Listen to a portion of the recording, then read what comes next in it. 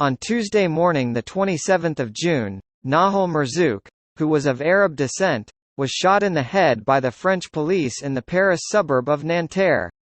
There is video evidence of what occurred that seems to contradict the initial narrative of the police regarding what occurred. In any case, the incident has caused protests and riots, feeding long-standing complaints of police violence and systemic racism inside law enforcement agencies. The protests have also turned violent and criminal at times. In the wake of these protests and riots, there are many who have insisted that this violence is the work of Muslim immigrants and refugees and that it should be taken as evidence that Muslims would riot and loot since that is what their religion teaches, God forbid. Videos on social media of protesters chanting, Allahu Akbar, seem to further fuel those voices that say that Islam teaches Muslims to resort to violence to make their voices heard. Therefore, let us address an important question here. Does the backlash have anything to do with the teachings of Islam? What does Islam teach Muslims about public remonstration? Are Muslims allowed to riot and loot?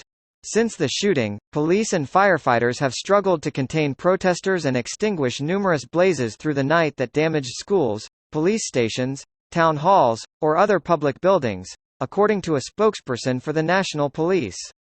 The National Police have reported fires or skirmishes in multiple cities, and more than 200 officers were injured in the unrest on Thursday night. More than 6,000 fires were attended by the fire brigade and the police, and nearly 500 buildings had been affected. Despite what many would have us believe, damaging public property to effect social and perhaps moral change is completely forbidden in Islam. Allah the Almighty states in the Holy Qur'an, "O ye who believe, obey Allah, and obey His Messenger and those who are in authority among you."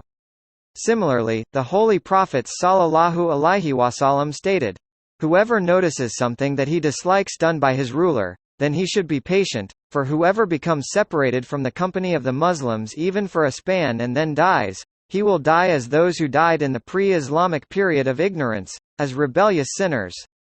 Speaking of this Islamic teaching of loyalty to one's nation, Hazrat Khalifat al-Masih stated, "A true Muslim can never raise his voice in hatred against his fellow citizens, nor for that matter against the ruling authority or government of the time.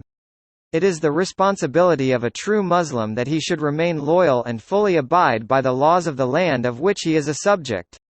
This is in line with a clear commandment of the Holy Qur'an. And commit not iniquity in the earth, causing disorder." The protests in France also have people destroying the property of those who have nothing to do with the ongoing problem. This also goes against the teachings of Islam, which uphold the rights of the innocent. Concerning this, Hazrat Khalifat al-Masih states, "It should be remembered that even where protests or strikes are conducted peacefully, without recourse to criminal damage or violence, they can still have a very negative effect. This is because even peaceful protests often result in the loss of millions to the nation's economy. Under no circumstances can such behavior be considered to be an example of loyalty to the nation." A golden principle taught by the founder of the Ahmadiyya Muslim Jamaat was that, under all circumstances, we must always remain obedient to Allah, to the prophets, and to the rulers of our nation. This is the same teaching given in the Holy Qur'an. Hence, even where a country permits strikes or protests to take place, they should only be conducted to the extent where they do not harm or cause damage to the nation or to the economy. How should Muslims deal with unjust rulers? Obedience to authority is given paramount importance in Islam. But to what extent must we obey our rulers, especially if they are acting unjustly? Building on the teachings of the Holy Qur'an, the Holy Prophet has issued detailed guidance for us in this regard. He once stated to his companions, "The best of your rulers are those whom you love and they love you, who pray for you and you pray for them. The worst of your rulers are those whom you hate and they hate you, whom you curse and they curse you." Upon this, someone asked the Holy Prophet, "Shall we confront them with swords?" To this, the Holy Prophet sallallahu alaihi wasallam replied, "No, as long as they establish prayer among you. If you find something hateful from them, you should hate their actions but not withdraw your hand from obedience." Similarly, the companions of the Holy Prophet asked him, "O Prophet of Allah, what do we do if we have rulers over us who demand their rights yet withhold our rights?" He replied, "Listen to them and obey them, regardless. Upon them is their burden and on you will be your burden."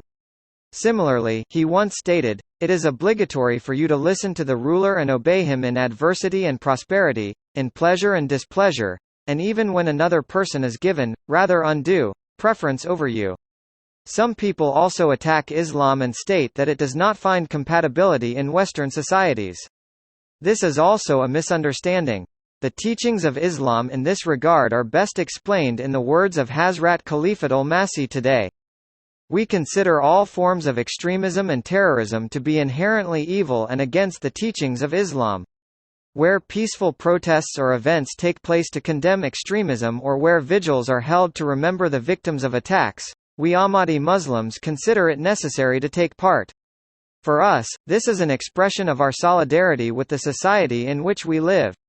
It is our duty to stand up and reject all extremism, and this is actually what integration into society means. So how should we reform such rulers? The Holy Prophet stated, 'Whoever intends to advise someone with authority should not do so publicly. Rather, he should take him by the hand and advise him in seclusion. If he accepts the advice, then all is well. If he does not accept it, then he has fulfilled his duty.' Similarly, he stated, 'Verily, among the greatest acts of jihad is a word of justice in front of a tyrannical ruler.' Therefore, seeking justice within the confines of the law is not just logical and appropriate, it is the Islamic way. Otherwise, causing anarchy is completely against the teachings of the Holy Qur'an and the Holy Prophet." The responsibilities of the government. The French government also bears some blame for the current situation, according to many. Several people have died or sustained injuries at the hands of French police in recent years, prompting demands for more accountability. It is obvious that the government also has certain responsibilities towards its people. Islam teaches rulers in the Holy Quran, "Give full measure and full weight with equity, and defraud not people of their things and commit not iniquity in the earth, causing disorder."